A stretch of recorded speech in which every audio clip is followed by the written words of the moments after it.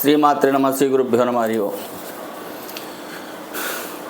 కేంద్రపాలిత ప్రాంతంగా ఉన్నటువంటి లడాక్ చాలా విశాలంగాను విస్తరణ పరంగా చాలా పెద్దదవడం వలన కేంద్ర ప్రభుత్వం దీన్ని 7 జిల్లాలుగా చేసింది.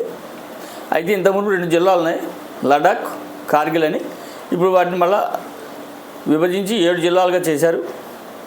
ఎందుకంటే రక్షణ పరంగా, పరిపాలనా సౌలభ్యం కోసం, బార్డర్లో ఉన్నటువంటి ఇతర దేశాల, చైనా ఇతర దేశాల రక్షణ వ్యవహారాలు సులభంగా తెలుసుకోవడం కోసం ఈ యొక్క ఏర్పాటు చేయడం జరిగింది.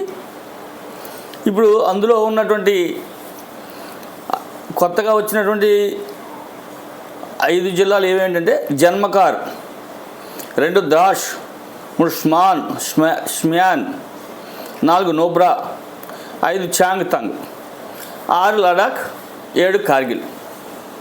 ఇవి 7 జిల్లాలు ఇప్పుడు కొత్తగా ఏర్పాటు చేయడం జరిగింది.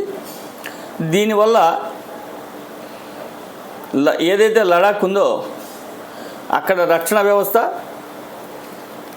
అట్లాగే పరిపాలనా సౌలభ్యం, ఆర్థిక వ్యవస్థ, వ్యాపార సంబంధమైనటువంటి లావాదేవీలకి అన్నిటికీ కూడా సులువుగా ఉండేటట్టుగా ఈ లడాక్ని 7 జిల్లాలుగా చేయడం జరిగింది.